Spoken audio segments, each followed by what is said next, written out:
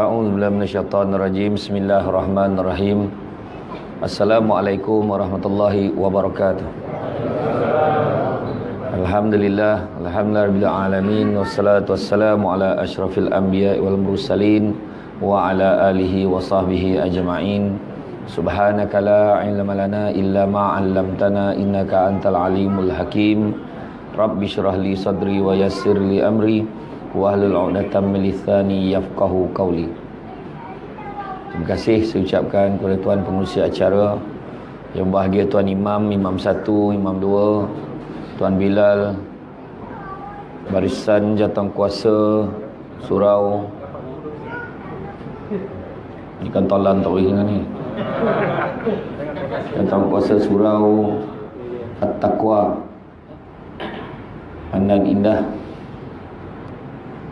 barisan kepimpinan tempatan di semua peringkat, tuan-tuan dan puan-puan sedang jemaah yang dirahmati Allah sekalian. Bersyukur kita kepada Allah Subhanahu Wa Taala kerana pada malam ini kita berada di dalam taman syurga, memetik-metik buah-buahan di syurga, kerana berada di dalam majlis ilmu yang mana malaikat insya-Allah menaungi kita walau apa pun yang kita buat di dalam majlis ilmu pada malam ini. Jadi malam ni tajuk tidak diberikan, maka tak ada limit lah. Memang ikut suka penceramah lah. Kerana pula lauk udang galah, kena ceramah lama sikit lah.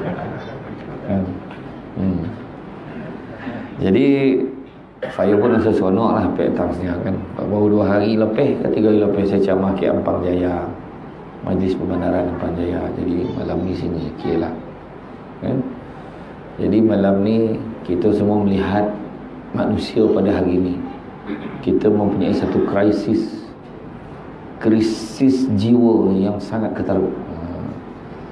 Krisis jiwa yang mana ramai orang tercari-cari macam manalah hidup ni. Nampak tenang tapi kusut di dalam. Itu ayat kan hari ni. Duit banyak tapi tak settle.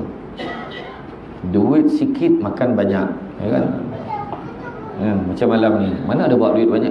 Ada tak buat duit, mana malam KK Blekat mana datang ambil duit, tak ada kan? Tapi makan insya-Allah saja boleh bertambah kan? Tak ada masalah. Ada orang tu duit banyak, rumah besar, tetapi tak tenang. Tu krisis jiwa pada hari ini. Ketenangan jiwa. Itu sebab Nabi sebut dulu, sesungguhnya di dalam diri manusia itu ada seketul daging. Jika baik daging itu, maka baiklah seluruh tubuhnya. Jika buruk tu daging itu, maka buruklah seluruh tubuhnya. Ketahuilah bahawa sesungguhnya seketul daging itu adalah hati. Jadi penyakit hati, penyakit hati dah selalu saya sebut ada 3. Yang paling biasa tamak, dengki, sombong. Tu 3 normal, semua orang tahu. Buang 3 penyakit ni insya-Allah senang hati. Masalah itulah yang paling susah sekali nak buang. Nak pula hari ni alat bantuan untuk dengki, sombong dan juga tamak ni banyak, mudah, semua ada depan mata. Tu sebab orang dulu-dulu okey, sebab bondo tak banyak, duit memang tak banyak, jadi tak ada nak lagi dengki. Apa yang ada lah mak ayah kita kan. Okey lah tu kan. Dan orang kita memang sampai sekarang jadilah apa nak buat kan orang kita kan. Jadi bondo tu memang menjadi asas dalam tubuh badan kita. Jadi kalau ditanya-tanya lah, ada banyak sebab kenapa hati tak tenang. Kenapa jiwa tu, krisis jiwa tu. Saya ada jumpa dengan seorang tuan guru lah, tuan guru. Saya pernah mengadu masalah yang sama lah. Saya tak tahulah, kadang kita jumpa orang, kita golak-golak ni kan, kita dengan orang-orang campur semua okey, tapi hati ni tak tahu apa masalah, ada benda tak settle. Pernah tak rasa macam tu? Saya selalu tu kan, selalu macam tu. Nak pula time nampak perempuan lagi lah, ilah entah apa hal kan. Oh ma Tengok rumah, ya Allah pahal ni kan, macam tu kan. Kita boleh tahu riak muka tu kan. Jadi kadang-kadang apa? Jadi Tuan Guru ni kata, amalkan lempek perkara. Amal lempek perkara, insya-Allah. Tapi sebelum nak bagi lempek perkara ni kan, nak tengok apa masalah penyakit hati kita. Biasanya ada 7 perkara. Biasanya ada 7 perkara menyebabkan hati kita ni tak tenang. Nombor 1, masalah yang paling besar sekali apa dia? Susah nak minta maaf dan susah nak maafkan orang. Satu penyakit yang paling besar. Tanya balik. Kadang-kadang dia punya marah kan. Dan orang benda lain, dan orang lain dia tak kisah, tapi dengan dia tak dapat. Dan sampai bila-bila dan tak maafkan dia. Tu ayat orang kita, kecuali masyarakat di Pandan Indah. Ayat dia kan. Kaedah tu kan. Dia susah nak minta maaf dan susah nak maafkan orang. Kadang-kadang orang tu minta maaf, cakap senang lah, tak rasa. Tu ayat dia. Sedangkan Nabi aja suruh minta maaf. Malahan Nabi ni bukannya minta maaf ya. Nabi boleh minta maaf untuk orang lain. Nabi sanggup terima hukuman untuk orang lain. Tu Nabi. Pernah sekali Nabi pergi berjalan-jalan, Nabi ternampak kat pasar seorang budak menangis. Budak ni hamba sahaya, dia hamba kepada adalah tuan ni. Kenapa? Sedih Nabi tengok dia. Kenapa? Duit aku hilang kata. Duit hilang berapa? Nabi pun bagi ganti. Senyap dia. Nabi pun jalan. Tengok nangis lagi. Tengok jumpa budak tu lagi. Masih nangis. Kenapa? Aku takut aku kena rotan sebab aku dah lambat balik dia tu. Nabi kata tak apa, mari ikut aku pergi. Bila pergi sampai dekat rumah, mana ni rumahnya? Ni rumah. Nabi pun bagi salam. Assalamualaikum warahmatullahi. Tak jawab. Assalamualaikum warahmatullahi pun tak jawab. Kali ketiga, Assalamualaikum warahmatullahi, pun jawab. Waalaikumsalam warahmatullahi. Pasal ni ada beberapa orang perempuan. Rupanya tuan kepada budak ni perempuan. Bila keluar, kenapa kau lambat bagi salam? Kau tak dengar kau bagi salam? Sesungguhnya kami dengar kamu memberi salam ya Rasulullah. Habis kenapa lambat? Kami saja biarkan kamu mendoakan kami banyak kali itu. Dia jawab sampai kali ketiga baru dia jawab. Jadi bila kali ketiga tu, Nabi pun cerita, ni budak ni dia takut nak balik. Sebab takut nanti kau hukum dia kerana dia lambat balik. Dia takut kena rotan. Boleh tak kau janji supaya jangan rotan dia? Ataupun kalau kau nak rotan juga, kau rotanlah aku. Nabi siap angket kan ni, suruh rotan Nabi. Bayang, Nabi minta maaf bagi pihak orang, dia lembek, dan Nabi sanggup terima hukuman bagi pihak orang. Bayangkan punya lembut. Menangis perempuan tu, tak apa ya Rasulullah. Malahan Nabi siap, perempuan tu siap merdekakan budak tu. Macam tu sekali lah Nabi. Lembut hati Nabi ni, memaafkan. Surakah, dia ni memang bercita-cita nak bunuh Nabi. Sebab puak Quraisy ni tawarkan duit kalau kau dapat bunuh Nabi. Dia naik kuda kan. Naik kuda, tak kenapa roket nak sampai ke Nabi tersungkur. Bila tersungkur, Nabi kata, yalah, Nabi tahu dia nak bunuh dia, Nabi biar. Kali kedua macam tu, tersungkur. Kuda tu mesti jatuh. Roket-roket sampai ke Nabi, jatuh kuda tu, tergelincir lagi orang. Akhirnya setelah banyak kali sudah ponek dia tersungkur, dan Nabi, kalau kita lepas tersungkur memang terpijak. Tapi Nabi tak, Nabi maafkan dia. Bila Nabi maafkan dia, akhirnya dia pun surrender masuk Islam ni. Begitu juga dengan Daksur. Nama Daksur ni dia pun nak bunuh Nabi. Dan sekali dia ambil pedang dia, letak dekat leher Nabi ni. Sekarang siapa yang akan selamatkan kau, wahai Muhammad? Nabi senyum, Nabi jawab, Allah. Mengelotak tubuh badan dia. Bila mengelotak, jatuh pedang tu. Nabi pula ambil pedang tu. Tapi Nabi senyum meletak. Sekarang siapa akan selamatkan kau? Tak ada siapa. Tak apa, aku maafkan kau. Dia letak, Nabi tinggalkan. Dia sebabkan kasih sayang Nabi, langsung masuk Islam. Nabi tak balik, kita cubalah kau dah pelompang sikit ni tengok. Tak sengaja pap la ilaha illallah dan pantang batu orang musik pipi dia ni. Contoh lah kan. Tu Nabi. Jadi makna Minta maaf susah, memaafkan pun susah. Kadang-kadang tu sebab dalam standard persaudaraan dalam Islam ni ada dua standard. Kena tahu. Yang pertama nama ithar. Ithar ni biarlah kita susah, yang penting orang lain senang. Payah nak buat tu. Kita susah, orang lain senang. Boleh buat? Ya. Pinjam duit dia nak pakai, dia ada RM10 tapi tak apa, nah kau ambil dulu. And then pandailah dia cari dia. Dapat tak macam tu? Tak dapat tau. Termasuk yang bercakap ni. Bukan cakap orang tau. Kan kita menolong orang tak ada sampai tahap menyusahkan diri kita sendiri. Tapi tu tahap yang paling tinggi iman itu. Dia sanggup, contoh kita dah kumpul duit. Kan? Ada berlaku kat Malaysia ni. Dia dah kumpul duit nak pergi umrah. Dapat dah kumpul RM3,500. Kawan dia nak pinjam, boleh tak dia nak pinjam? Ambil lah dia bagi. Akhirnya entah macam mana, tak sampai pun orang tu bayar balik kat dia, ada orang lain sponsor dia pergi umrah. Tu dah. Tapi kita yakin makna dia yakin masa tu duit tu bukan hak dia dah. Pergi kat orang. Contoh kita sanggup tipu sama, memang tak ada adon. Kan? Memang tak ada. Sebab lepas ni ubah perangai tu. Ubah perangai beg duit tu, kalau nampak duit besar, jangan sayang, doreh pecahan. Boleh pecahan sebab supaya standby nak tolong orang.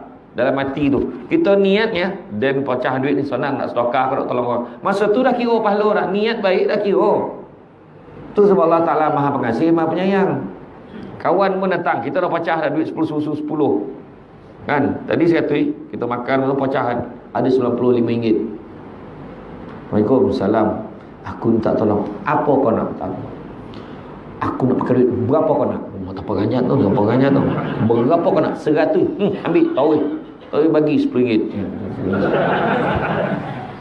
RM10 ni. Itu okey lah tu. Kata kan. Nampak. Tapi kita bagi. Dia pun akan fikir tau. Alhamdulillah daripada tak ada. Dia akan fikir. Kan ada kat bagi daripada tak bagi. Macam tu lah. Kira kan. Tahap kita macam tu kan. Jadi tahap yang pertama tu susah, tapi ada tahap yang kedua. Tahap yang kedua tu nama dia salamatus sadri dalam persaudaraan ni. Salamatus sadri ni maknanya berlapang dada. Tak ada bersangkut-sangkut dengan orang, tak ada marah dengan orang. Itu tahap kita. Tu sebab kalau kawan kita tu buat dia tak bagi duit, contohlah contoh dia pinjam duit dengan kita, dia tak bayar gitu. Dia memang tak maafnya. Dia dah lah nak pakai duit. Osah lah kita marah kan, kita marah. Tapi kalau orang terbelapang dada, biarlah agak belum ada duit dia agak ada sok dia bayar. Bang, tak bayar lagi. Agak dia terlupa. Biarlah. Mak, lapang dada kan senang. Ya, orang perempuan ramah kadang bodoh macam tu bapa jadi. Ya, bukan perempuan pandang indah tempat lain. Perempuan pandang indah okey. Kan? Ya. Kan? Bab duit memang itu jadi hal. Ya. Tu sebab dulu sahabat, saya tak ingat siapa nama, Khalid bin apa. Dia dapat duit 200,000 dirham dia bawa balik. Mono. Isteri tanya, "Wahai suamiku, kenapakah kau bersedih?" "Aku bawa balik duit 200,000 dirham." Sedih.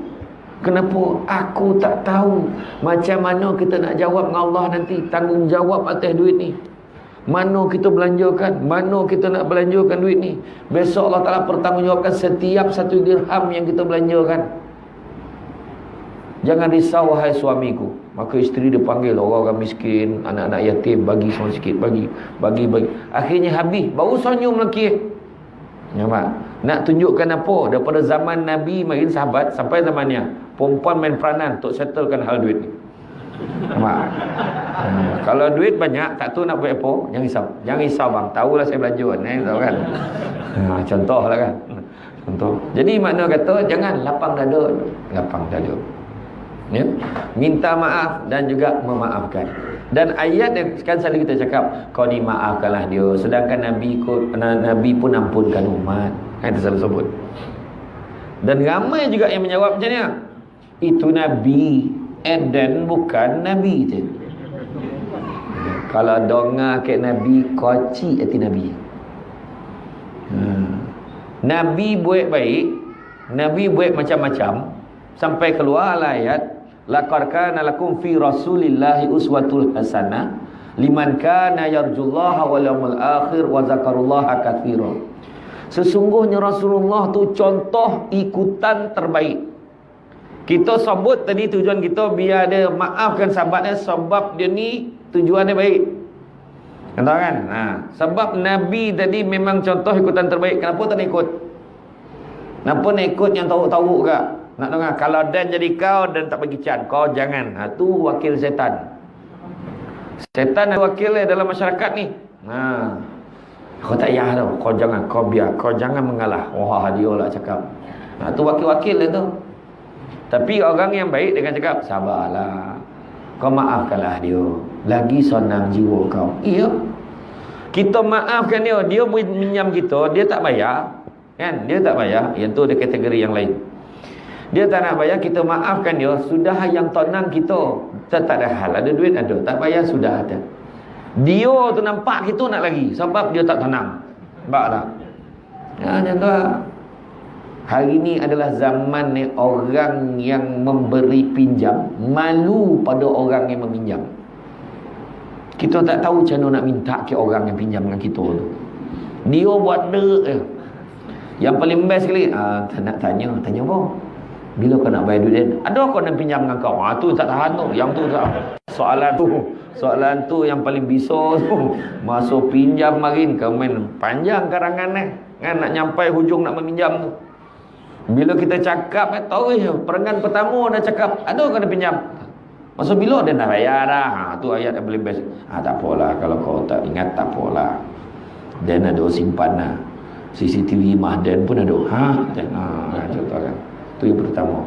Dan ingat, dalam memaafkan tu, saya nak beritahu dalam masyarakat, bila minta maaf, tak ada syarat.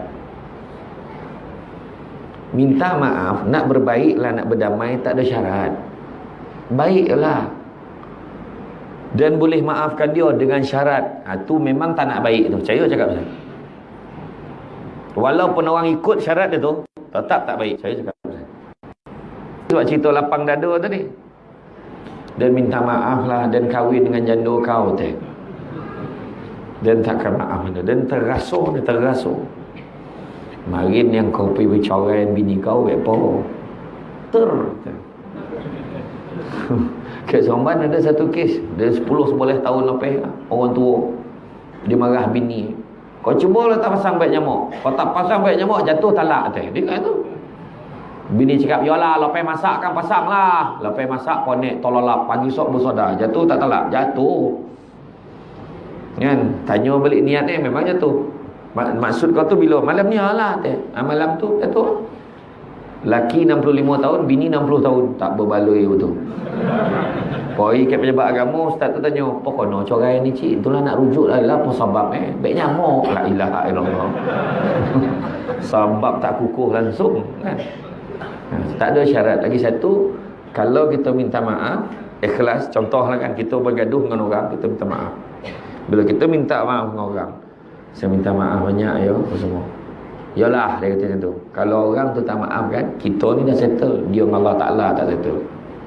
Tergantung lah. Tu lah kita sebab kena ikhlas. Tu sebab pandang minta maaf tu, pandang tu. Saya minta maaf banyak lah. Kalau poluk-poluk. Ya, ingat tu.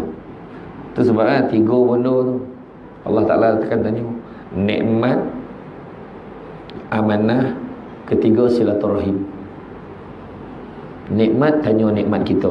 Yang kedua, amanah. Apa tanggungjawab kita, kerja kita, tugas kita sebagai ketua, sebagai imam, sebagai apa, sebagai bendahari, sebagai pengurusi surau, sebagai ketua lorong, ketua belia ke. Jangan main-main tau. Ketua belia jaga kenduri dia tak datang, sesaja tak datang. Amanah tanya, jangan cakap. Kau ingat kocik-kocik tak tanya. Kerja pejabat kan, kerja pejabat swasta, bukan kerja kerajaan pun, kerja swasta. Macam photostat tu, photostat pejabat tu guna untuk photostat minit mesyuarat penduduk. Dah tak amanah dah tu.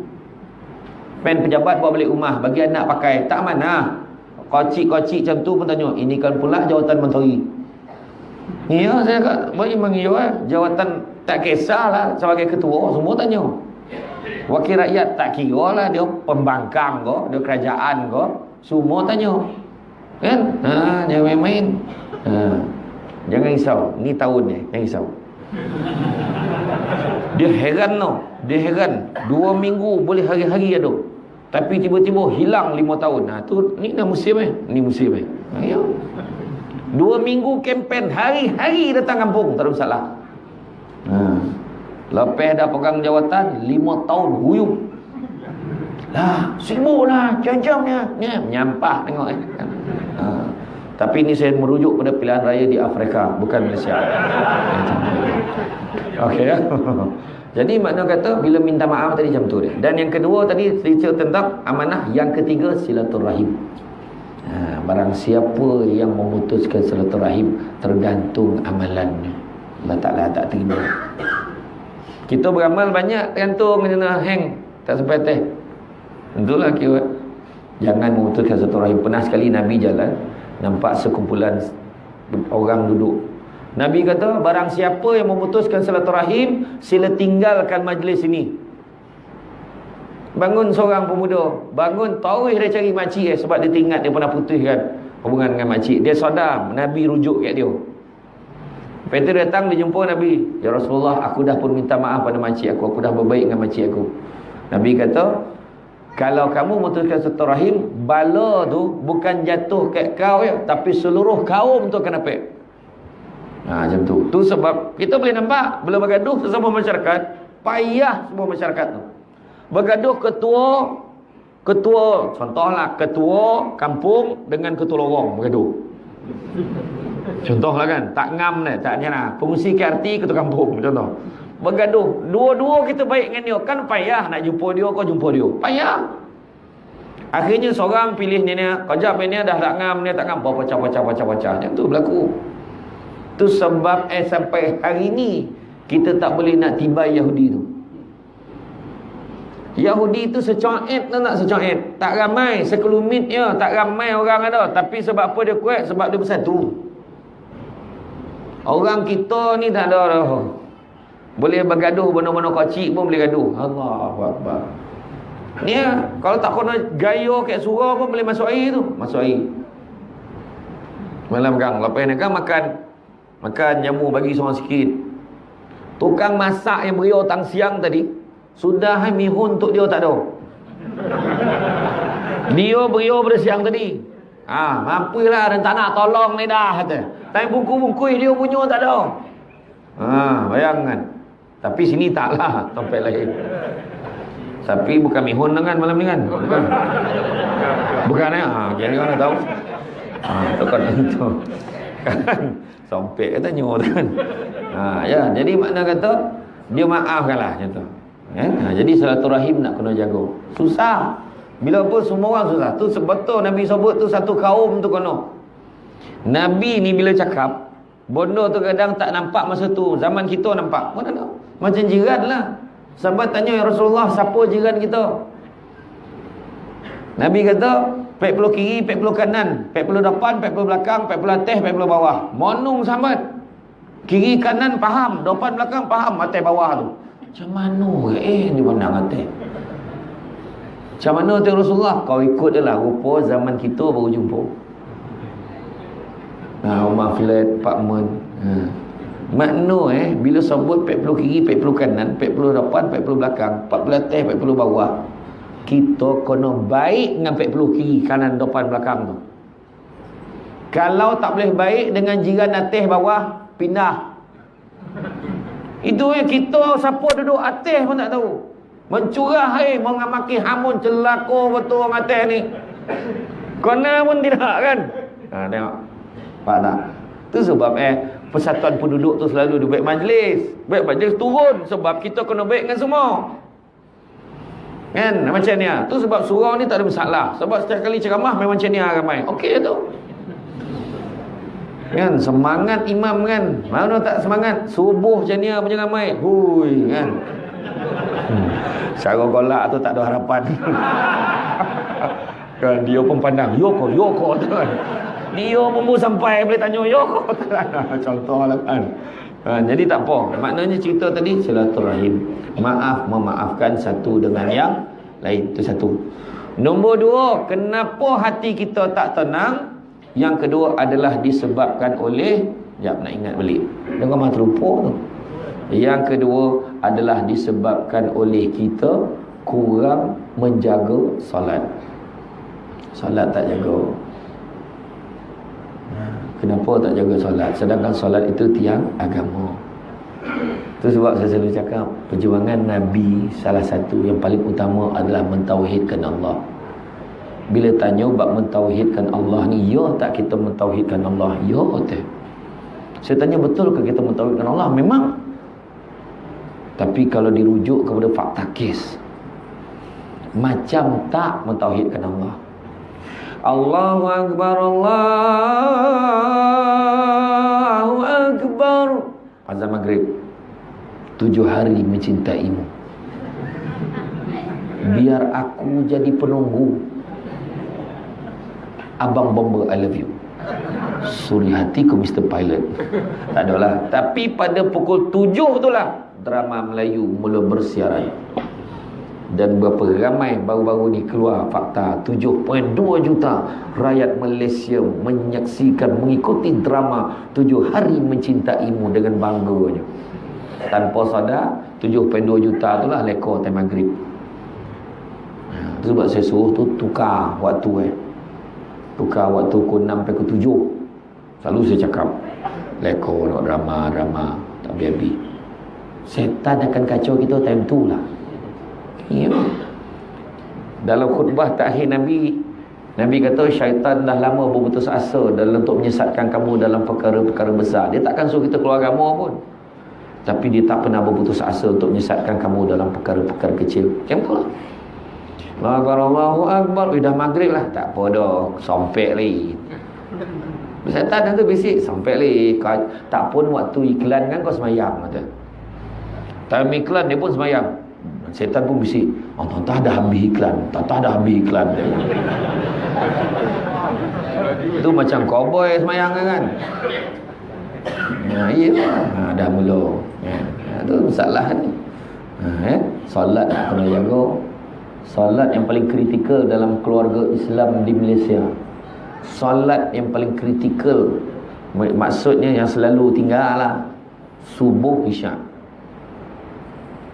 Nak ubah keluarga kita jadi okey, jaga subuh. Jaga subuh. Paling cantik sekali subuh berjemaah.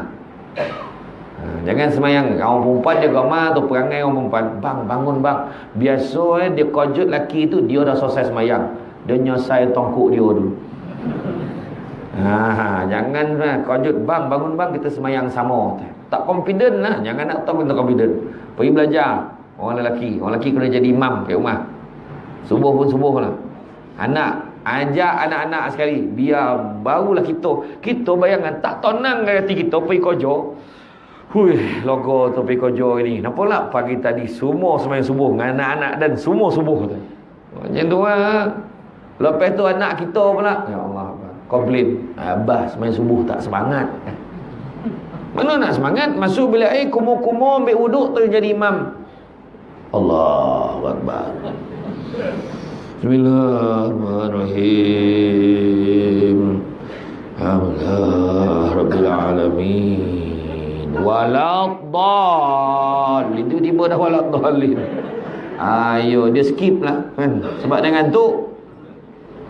Masuk, mandi, gosok gigi, semua segarkan badan. Lepas tu barulah fresh. Lurus rapatkan saf. Bapak, Pak. Allahu Akbar. Bismillahirrahmanirrahim. Barulah bini itu suamiku dalam hati ya kan. Anak pun hari-hari dipaksa-paksa. Payah nak kojut anak kan. Senang ya. Kojut, teknik mengojut anak dengan anak mak mentua. Faham? Laki kita lah anak mak mentua tu. Cara kojut seolah-olah rumah terbakar. Bangun api. Tu bangun. Api mana api? Api neraka. Macam tu cakap. Macam tu cakap. Biar dia bangun. Apa ya hawana kan? Macam tu kaedah kojut. Lepas tu semai subuh. Tanpa sadar, manalah tahu dengan izin Allah. Bila kita meninggal besok, anak-anak kita dah kahwin, yang kita subuh sesama nak. Boleh bang, suka sangat. Bukan apa, arwah abah-abang dulu tak pernah tinggal sembahyang subuh mesti sembahyang sama.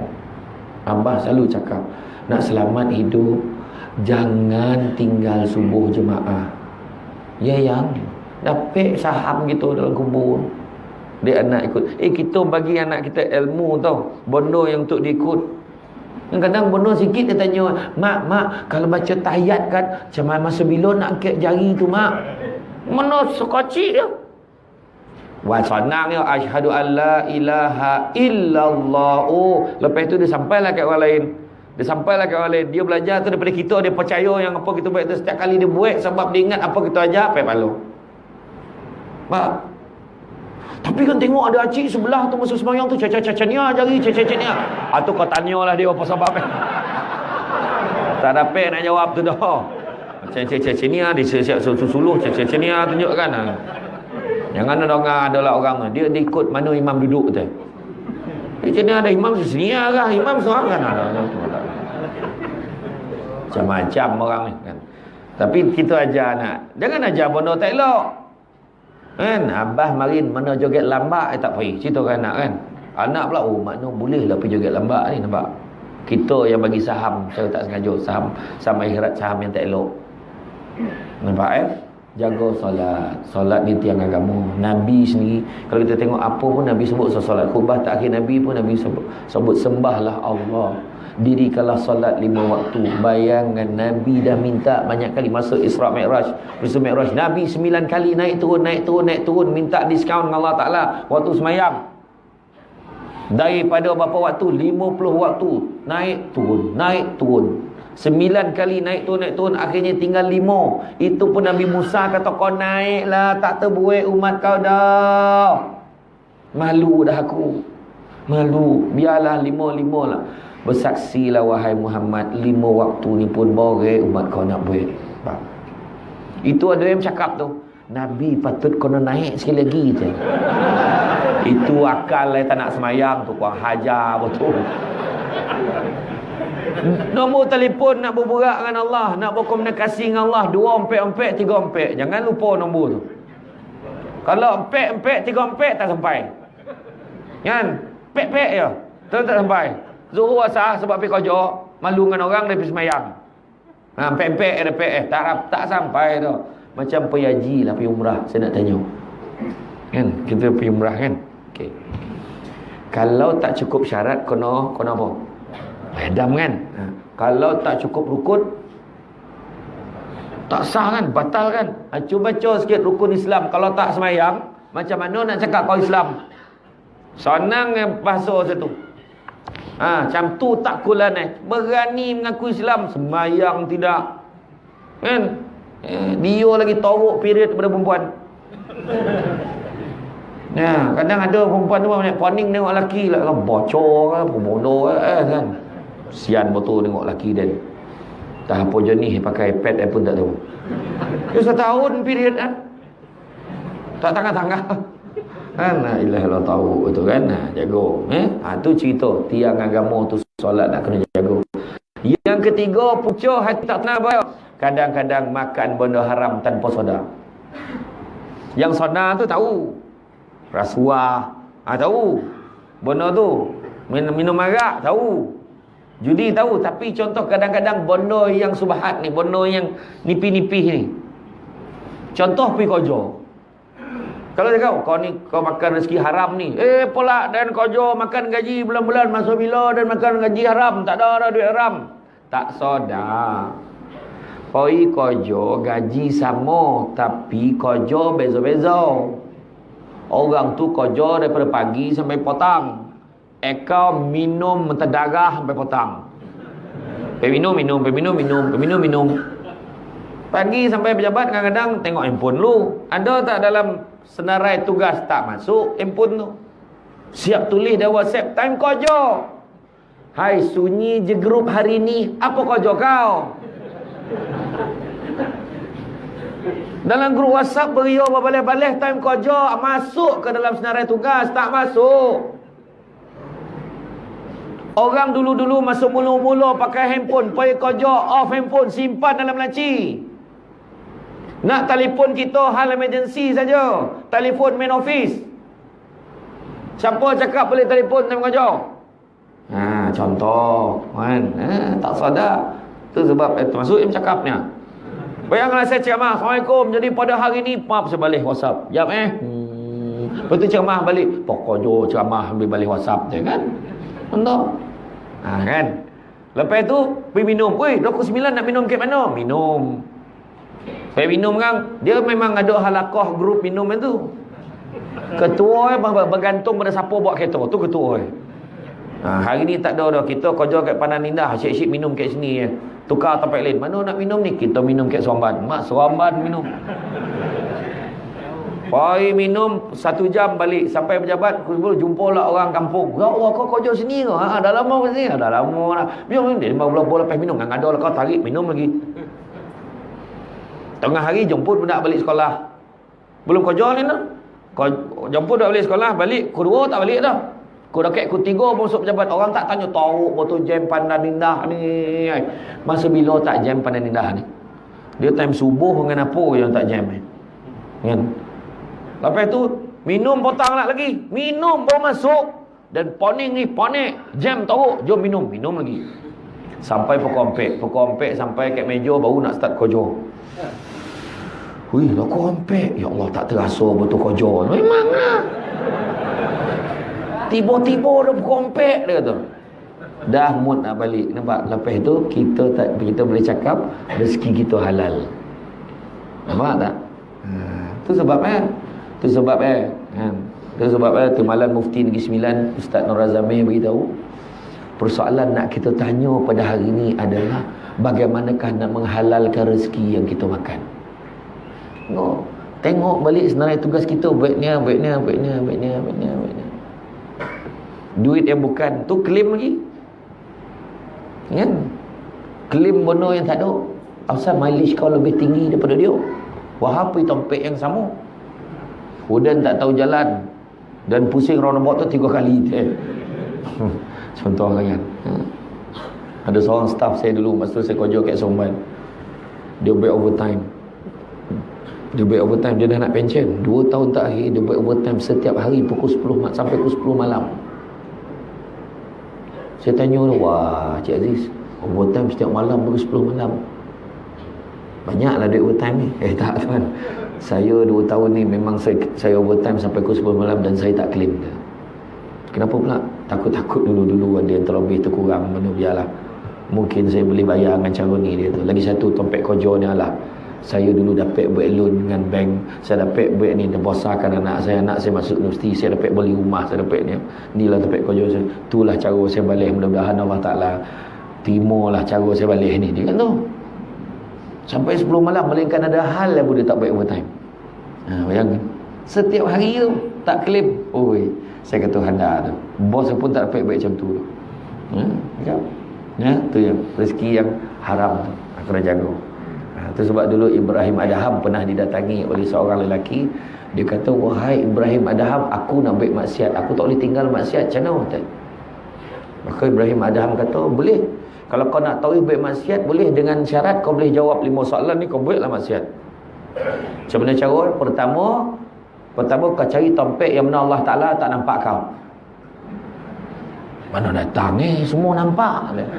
Tahu tak apa. Soalan kedua kau jangan makan rezeki yang Allah Ta'ala bagi. Makan rezeki lain. Semua Allah Ta'ala bagi. Yang ketiga, kau jangan duduk di muka bumi Allah. Cari muka bumi lain. Ada tak? Ada satu tanah ke Ampang berbuka tak tahu siapa punya. Itu pun Allah Ta'ala punya. Kan? Yang keempat, kalau malaikat maut datang nak cabut nyawa kau tangguhkan. Wahai manusia, aku nak cabut nyawa kau. Macam ni lah. Dan sibuk ni. Kau datang dalam minggu depan. Boleh tak? Tak mahu ni dah. Kalau dah tu time mati, tentulah.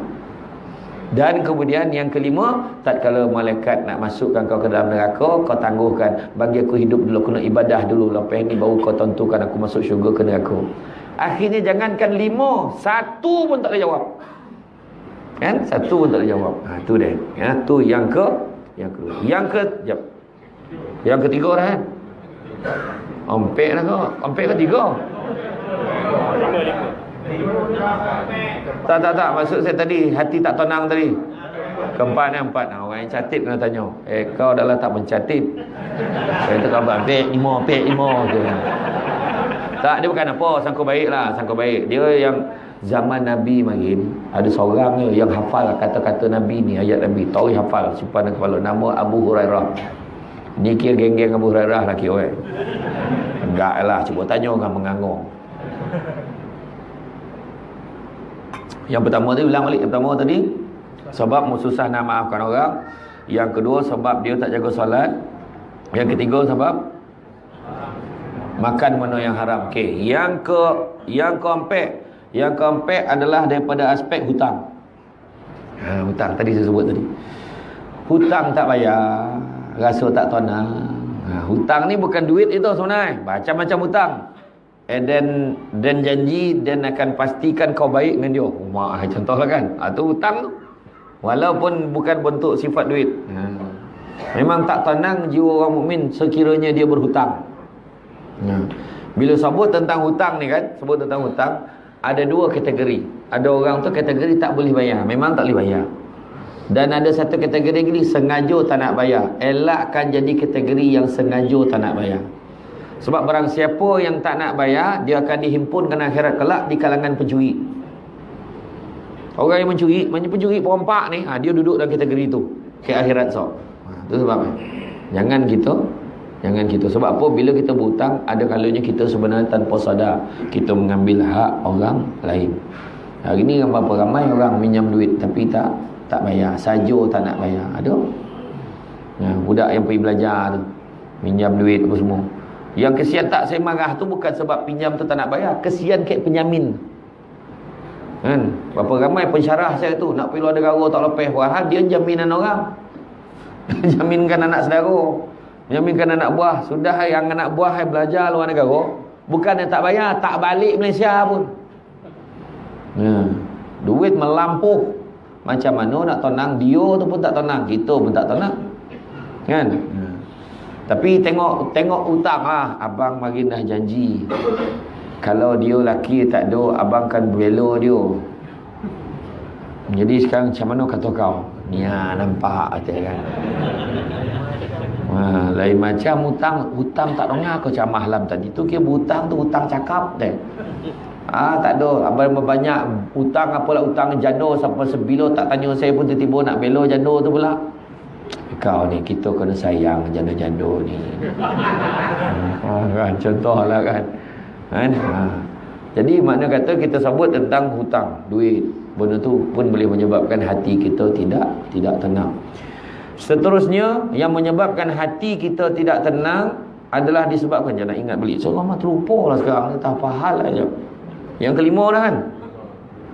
Yang kelima sebab tak ingat mati. Nak ingat mati memang kena kalau nak tenang memang kena ingat mati. Sebab orang yang ingat mati ni Allah Ta'ala akan muliakan dia dengan 3 hal. 3 hal. Apa dia? Yang pertama, dia tidak akan melengah-lengahkan taubat. Yang kedua, dia akan bersyukur dengan apa yang ada. Dan yang ketiga, dia akan rajin beribadah kepada Allah. Itu dia. Itu sebab orang yang ingat mati dia akan tenang. Dia taubat, dia hati tenang, dia tak ada fikir lain lah. Pergi surau masjid. Kan Abu Laits kata jaga 7 perkara. Pertama, jaga lisan kita, mulut kita bila bercakap. Kadang bercakap tak sadar tu. Kan ni macam ni. Sekarang ni lisan ni ada 2. Satu lisan berlidah, yang satu lagi lisan berjari. Lisan berlidah yang kita cakap, lisan berjari yang bercakap pakainya. Pakai jari, WhatsApp, WeChat, Facebook. Jaga. Fitnah yang paling senang sekali yang berjari. Tanpa sadar, tu lisan juga tu. Lisan tak jaga. Cakap macam ni. Dia kata macam ni lah kan, dia kata walaupun dia taib. Dia kata macam ni dalam WhatsApp tu. Dia kata macam ni dalam Facebook tu. Dia kata sekarang ni kalau buka dalam Facebook tak kurang 6 ke 7 fanpage Syamsul Debat. Yang saya buat satu, Al-Hijrah buat satu, yang lagi 5 tak sesapo buat. Siap jawab soalan tak terdayu tu. Apa pandangan ustaz macam ni lah, masa bila dia jawab ya, jaga-jaga. Jangan saya kena beritahu ni sebab takut besok dia jual barang tuan-tuan balik. Nak pergi nak pergi umrah sampai ke KLIA tak tahu apa pergi. Takut macam tu. Orang kan ni macam-macam, saya pun tak tahu nak trace macam mana orang tu. Takkan nak cakap kau ni boleh berhenti tak buat kerja macam ni kan. Betul, banyak orang buat sendiri je. Dalam Play Store tu, dalam Play Store kan, cuba type aplikasi Syamsul Debat, dah ada. Tanya saya pun tidak. Susuko kau yang buat kan. Tapi setakat saya nampak dia bawa kebaikan, saya biarlah kan. Saya bukan heboh nak royalty ke apa benda, tak ada. Ni semua yang kawan-kawan saya yang datang, yang jual madu, jual malam ni madu tak datang. Bukan madu saya tau, madu labah. Kawan-kawan madu tak datang. Apalah. Yang jual madu labah ke jual minyak wangi semua sahabat-sahabat dia datang meniaga. Saya okeylah tu. Dia bukan saya pun. Dia tolong jual barang-barang dia. CD tu pun saya kata elok tu sebab tolong orang kampung. Macam orang Pokan tak apa, buka YouTube. Wan-wan kat kampung tu mana toboh YouTube. YouTube tu apa benda saya kan. CD dia. Tokan YouTube dia wan dan nak CD dia.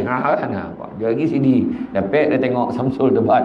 Aduh kan. Jadi contoh kan. Jadi makna kata kita cerita tadi ingat mati senang. Ingat mati kan syukur apa yang ada lah sebab kita bila-bila boleh mati. Pasangan suami isteri yang naik kereta tu, kereta kecil tu, tak adalah pasal benar kereta, kena himpap dekat tiang mati. Dia pun tak tahu itu kali terakhir dia jumpa anak dia keluar dah mati. Macam kita lah. Anak-anak semua tinggal rumah. Mak abah nak pergi surau melanggar kat kereta. Bukan minta, tapi contoh macam tu. Anak pun tak sangka tu lalas dia nampak mak abah Mana kita tahu mati bila-bila masa. Malah dan lebih baik lagi Nabi pula, Nabi minta umur kita jangan panjang-panjang supaya boleh agak lebih kurang. Sebab Nabi sayang kita. Ya Allah sayang Nabi kat kita. Nabi sayang kat kita. Nabi kata jangan bagi umat aku umur panjang-panjang. Kita nampak macam tu, kenapa pula? Biarlah umur kita panjang kan. Tapi fikir balik supaya kita senang agak umur kita. Selain daripada aksiden, selain daripada apa, kita akan mati secara semula jadi biasa umur kita tak ada sampai 100 tu. Ni kalau 60 tahun biasa, 70 tahun ekstra, 80 bonus, 90 gegar vaganza. Kan. Kalau 100 jadi manusia tertua kat pandan ni. Kan? Jadi makna boleh agak jadi, makna tak payahlah buang masa. Dan ni dah tak ada apa dah nak kerja. Betul tak? Kita umur 60 dah cakap dah. Dan dah tak ada apa nak kerja dah. Cukuplah tu. Bini dan 2 tu cukuplah. Contoh, orang perempuan macam ni tagak marahan. Tak, bini dan seorang tu cukuplah. Kan anak-anak dan tu cukup. Sekarang ni dan hidup dan ni lah dia. Dengan Allah Ta'ala yalah. Kan kita, sebab kita dah tahu. Udah penghujung dah. Bayangkan umur kita sama macam umat Nabi Nuh. 950 tahun. Kau berapa tahun lagi nak pencen? Adalah dalam 700 tahun. Umat lama lah nak tunggu. Lagi parah kan? Lagi parah. Kan? Iyo. Macam tu lah kaedah. Jadi tak patut benar kita tak sayang Nabi. Kita pun kena sayang Nabi. Kita kena sayang. Kita tengok sahabat sayang Nabi macam mana. Waktu Jibril beritahu Nabi, wahai Muhammad, ketahuilah bahawa wahyunya sudah lengkap dan agamamu sudah sempurna. Beritahulah kepada semua umatmu. Selepas ini aku tidak akan turun lagi untuk menurunkan wahyu kepadamu wahai Muhammad. Maka Nabi pun sampaikan, bagi semua sahabat-sahabat, bahawa sesungguhnya telah sempurna agama kita. Bila sabut macam tu, komen riang semua. Agama kita telah sempurna. Sayyidina Abu Bakar yang sedih balik rumah, tutup pintu, kunci, mau nangis-nangis dalam rumah. Sayyidina Umar heran, apa pula dia sedih. Ajak sahabat pergi rumah Sayyidina Abu Bakar. Wahai Abu Bakar, apalah kau sedih lah? Bukan macam tu lah cakap Edon. Ni apa-apa lah bunyi pilah lah tu. Kan ni translate. Jadi kenapa kau sedih wahai Abu Bakar? Manakan pula aku tak sedih. Dalam setiap kelebihan tu pasti ada kekurangan. Memang benar agama telah sempurna. Bermakna lengkaplah sudah tugas Nabi. Dan Nabi akan kembali kepada Allah. Dia tidak akan bersama dengan kita lagi. Anak-anaknya Husain semua akan menjadi anak yatim. Isteri-isterinya akan jadi janda. Langsung menangis. Sahabat menangis. Bila menangis, todongan sampai ke rumah Nabi. Sahabat-sahabat dekat rumah Nabi pula kata, ya Rasulullah, kenapa tu ada bunyi orang menangis menjerit di rumah Abu Bakar? Semua pergi. Bila pergi pula, kenapa ni, kenapa? Bila tanya Rasulullah ni, kenapa ni? Maka sahabat pun tanya, betulkah ya Rasulullah, dengan sempurnanya agama ni maka kau akan kembali kepada Allah? Ya, memang benar aku akan kembali kepada Allah. Menangislah semua lagi teruk. Saidina Abu Bakar lagi kuat sampai tumbang. Saidina Abu Bakar sedih. Saidina Ali punya mengelotong-ngelotong sedih, tak payah nak cakap lah, sedih betul. Macam tu lah sayang kat Nabi. Nampak tak? Kita macam mana? Ni cerita mengelotong kita pun sentuh kan. Jangan fikir gitu. Tak patut bona. Waktu Nabi nak dicabut nyawa tu kan, Nabi sebelum Nabi nak meninggal, Nabi tanya, aku ada tak siapa kebutaan dengan siapa-siapa? Nabi kata, ada tak kebutaan dengan siapa-siapa? Ada seorang lelaki nama, saya tak ingat nama. Allah. Dia beritahu, ada sekali tu dia kata, lelaki ni datang, pemuda ni datang, dia kata, ya Rasulullah, aku tu ingat lagi masa tu aku nak datang pergi ke engkau, aku nak cium bau badan kau. Dia kata, waktu aku nak cium bau badan kau ya Rasulullah, waktu tu engkau dengan tak semena-mena engkau terus memukul unta kau sebab kau nak pergi. Masa tu dia kat atas unta. Nabi atas unta, Nabi nak jalan, Nabi pukul tokono kat dia. Bam, kono kat badan dia. Birat kata. Tak tu saya tambah birat tu. Tapi kono kat dia lah. Bila kono kat dia, dia jalan. Jadi tu ya Rasulullah, kalau begitu pergi ambil tongkat aku tu, cemeti yang aku pakai tu lah, barang aku pakai, pergi minta ambil dekat Fatimah, cik rumah. Ambil Fatimah kenapa? Sebab dulu Rasulullah pernah ni, jadi sekarang ni nak suruh qasas, nak suruh balas balik. Ambil bawa balik, datang kan. Masa tu Abu Bakar kata, macam ni lah, kau janganlah pukul Nabi, pukul aku. Contoh. Lepas tu tak, mesti Nabi. Budak dia cakap, semua macam sedih lah, menangis-nangis ni. Saidina Ali kata, kau pukul aku. Kemudian anak cucu Nabi pula datang, biarlah kami, kau pukul aku samalah seperti kau pukul Rasulullah, kau pukul aku. Menangis-nangis semua dah.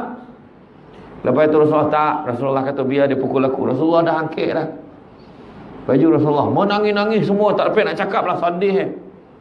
Sudah dia dah dapat tu kan, dia tahu pergi ke Nabi, dicium Nabi tu. Dia cium badan Nabi tu.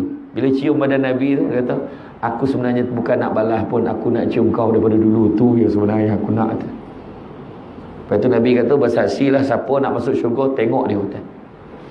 Tengok muka dia, sampai masuk syurga masa tu.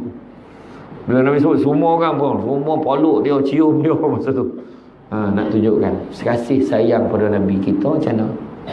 Kau sayang Nabi, tapi sunnah Nabi pun tak baik.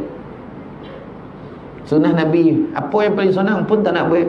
Sunnah Nabi senang-senang tu buat, senyum sunnah Nabi pun payah, belagak sana, senyum kan, senyum. Apa lagi? Bagi salam, sunnah Nabi. Nabi dengan sahabat Nabi bagi salam dulu tau. Bukan kira dia ketua tak ketua, dia ketua dia bagi salam dulu, tak menjatuhkan maruah apa. Ini baru jadi ketua pula, dan nak bagi salam kat kau bagi salam kat dan ni. Nabi bagi salam, sampaikan sahabat-sahabat punya geram, dia lah nak bagi salam kat Nabi, tak dapat. Setiap kali berbual kan, semua dah target ni, nak bagi salam. Mesti Nabi bagi salam dulu. Sampai satu peristiwa, seorang sahabat menyuruh balik tiang. Menyuruh kat balik tiang sebab nak pastikan dia dapat bagi salam. Baru dia nak sogah Nabi, Assalamualaikum. Nabi bagi salam tak dapat dah. Susah benar ke? Senang, tu pun tak buat. Istighfar pun tak buat. Berwuduk sepanjang masa, lagilah kontut tak habis. Kan? Itu sunnah Nabi. Nabi akan sentiasa berwuduk. Sebab bila kita berwuduk, kita dalam mood nak salat tau. Bila nak salat, kita akan jaga diri kita daripada buat benda-benda tak elok. Tu kan? Nampak tak? Okeylah, tu pun payahlah. Menterarah. La ilaha illallah. Menterarah. Makan. Kan? Makan apa? Buah tamar. Buah kurma. Makan tak buah kurma? Bila makan? Poso. Ijma' ulama' semua sependapat. Bulan poso lah kita makan. Aduh, hai. Makan nak buat. Bulan poso mulalah nazak kawan tu. Yusuf tayo. Kan nazak punya itu. Yusuf tayo. Raya yang meninggal. Nak sonyap tak bunyi ni dah. Tahun ni jangan risau. Bulan 5 sok bunyi ni lagi. Yusuf tayo. Kan? Dua bondo dan dua makanan dalam rumah Nabi yang memang ada. Pertama buah tamar, kedua madu. Ingat tu perempuan. Mesej mesti sampai.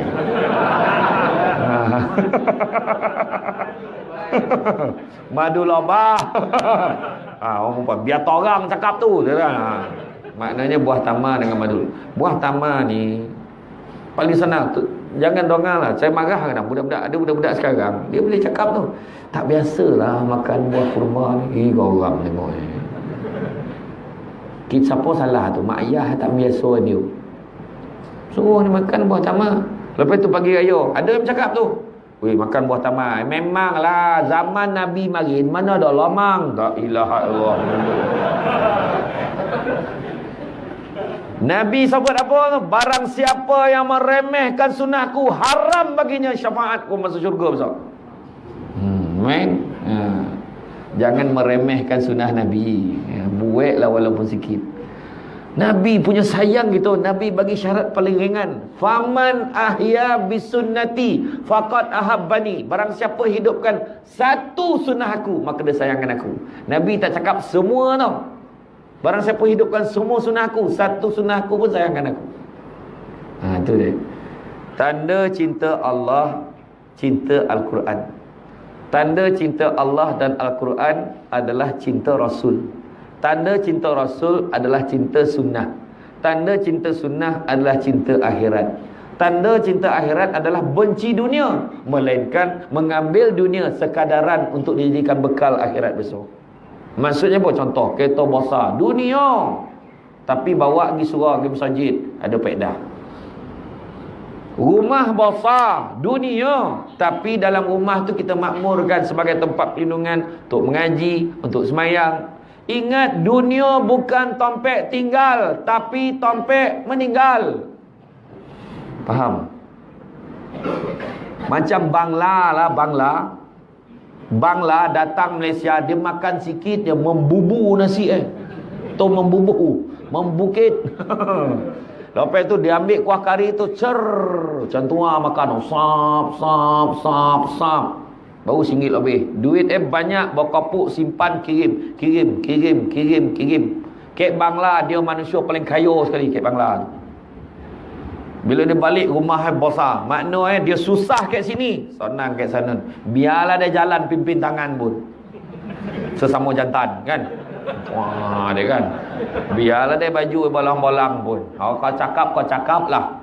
Biarlah polis tu gemar nahan dia pun tak kisahlah. Dia kerja, biarlah tahu kerja borek dia buat.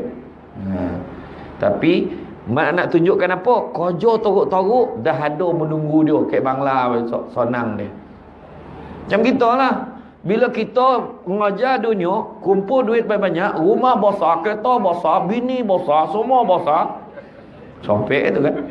Bila semua dah ada, akhirnya kita sayang nak tinggalkan dunia. Tu masalah Tapi bila kita rajin tanam sama akhirat ni, sama akhirat ni, kita sedekah, kita buat ni, kita tuang untuk akhirat. Tak sabar nak mati. Mati so relax ni. Itu sebab disebut seramai-ramai manusia yang bersia-sia di atas dunia, menyaksikan keindahan dunia, akhirnya tersentak tak kala nyawanya dijemput. Kerana masa tu baru sadar yang karung bakal nak buat akhirat tu kosong lagi, tak ada apa-apa. Jadi bersyukurlah kita menjadi ahli surau dan ahli masjid. Syukurlah. Bukan semua orang tahu. Kita pergi surau semayang rasa macam biasa, tapi bukan semua orang Allah Ta'ala pilih pergi surau. Malahan ada orang remeh, halah pergi surau belum tentu lagi baik lah. Memang ada orang cakap. Jawab macam ni.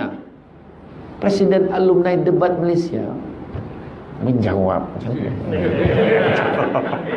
Kan? Pergi surau belum tentu baik. Memang betul. Tapi ada harapan baik. Pergi disko belum tentu lagi tak baik. Memang betul. Tapi belum pernah orang semain jemaah tengah tampik mengelinjang berjoget tu. Jadi biarlah kita ke surau. Jago. Tadi tu baru cerita lisan tadi tu. Panjang ni, 27. Ya Allah, buku berapa habis ni? Boleh ni tak ni? Boleh. Okey. Kita cubalah berhenti sebelum ke sebelah, ya. Agak kan. Cania pun ada kaki, kau jap dah sandar, kau jap tosul, kau jap luwih, kau jap bengkok, kau jap ni kan. Sikit ni. Pertama, jaga lisan. Kedua, jaga pandangan mata. Ketiga, jaga hati. Ni kita tengah cerita, kita sambung balik. Keempat, jaga perut. Tadi pandangan mata tadi. Balik semula. Lisan, hati, lepas tu pandangan. Pandangan mata jangan tengok benda-benda tak sekara. Dalam TV tu, kita jangan salahkan TV tu banyak dah rancangan tak elok. Remote kat tangan siapa? Macam tu fikir. Banyak channel boleh tokan. TV 1 boleh tengok Forum Awal Islam. TV 2, TV 3, TV 3 Al-Kuliah, pukul 5 petang. Hari Jumaat. Iyalah. Belum sampai situ tu. Astro Wasis 24 jam boleh tengok. Rancangan apa? Nasyid lah apa, zikir semua tu. Kan Al-Hijrah. Boleh tengok. Hari-hari pun boleh tengok. Termasuklah hari Khamis 9.30 malam. Sebenarnya. Tak adalah tak kira. Saya pun tak tengok kan. Tak masa bila tengok ceramah. Ya, mak pun dah bising dah ceramah tu kan. Lepas tu dah jaga pandangan mata, jaga perut. Jaga perut maksud jangan masukkan benda haram dalam perut kita. Kerana Nabi kata malaikat di langit dan di bumi akan melaknat manusia yang dalam perut ada benda haram selagi mana benda haram tu ada dalam perut itu. Jangan. Dan kalau kita mati dalam keadaan benda haram dalam perut, bersaksilah, jadilah kita sebagai bahan bakar api neraka. Itu dia. Lepas jaga lisan, jaga hati, jaga pandangan, jaga perut, jaga tangan. Tangan kita buat apa? Perbuatan kita buat apa? Hari ini Alhamdulillah nak program malam ni ceramah perdana. Eden tangan dan tadi sama-sama dan bantu masak ramai-ramai. Eden tadi dan tak mampu nak masak, dan tak tahan asap, dan nyapu titik cicak kat dalam surau ni, mana kat kapet tu. Eden pula tangan dan nyusun sejadah. Adalah peranan masing-masing. Eden pula tolong-tolong tarikkan tirai tadi. Yang seorang lagi pula tolong susun selipar kat luar.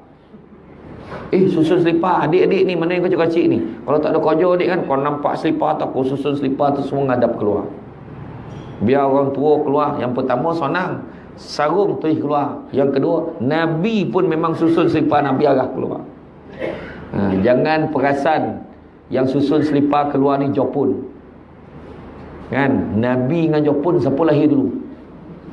Nabi lahir dulu tau. Jepun ikut Nabi sebenarnya. Kita ikut Jepun tak dapat pahala. Ikut Nabi dapat pahala. Susun. Bila susun, lambeklah orang sini balik. Dia dah biasa berterabur, mana pula selipar dia. Dah tak kena lah. Dia kalau berterabur dia kena. Kalau tu susun dia tak kena. Kan? Okey? Jadi lepas tu jaga langkah kaki. Jaga langkah kaki dan juga last sekali jaga ketaatan. Taat pada Allah terjaga.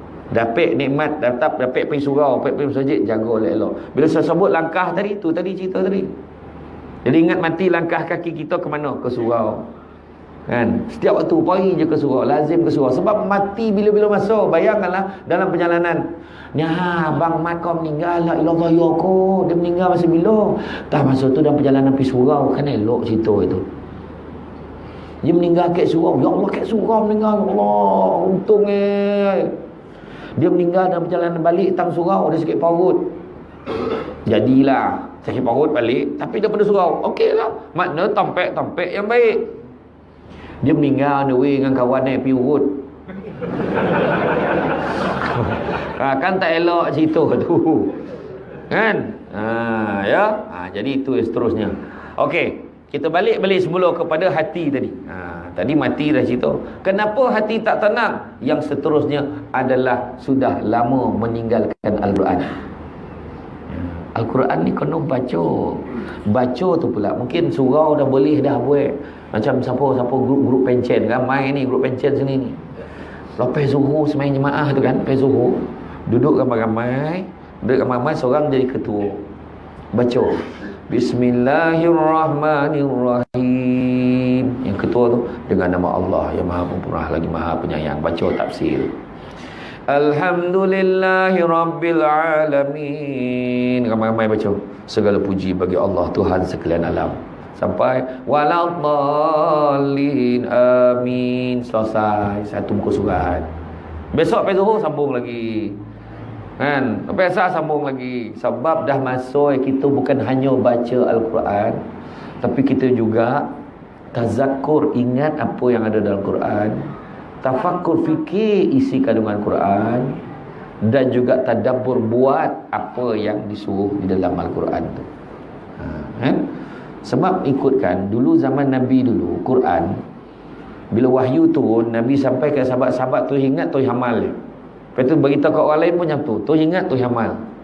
Ingat amal. Tak ada apa pun, tak ada bertulis, tak ada langsung. Jadi cuma pada zaman Saidina Osman, kelihatannya petanda-petanda dah nampak orang yang menghafal Quran ni ramai yang meninggal. Dah tak ramai. Jadi takut Quran tu hilang. Maka dicetak Quran tu, ditulis. Tu jadi mushaf. Apa? Mushaf Osman itu. Tu sebab jadi kita sekarang ni pula dah ada tu jangan baca saja. Tu sebab kena faham apa ada. Sekarang dah tak ada sebab tafsir Quran sekarang ni semua dah canggih-canggih. Ada tu tokan dia lah ngaji. Kita lah dengar. Apa hal kan? Baca, malahan siap ada tafsir, lepas tu ada lah warna-warna. Ni tajwid hukumnya apa? Ni mat arif, ni sukun, ni mat iwat, tulis kan.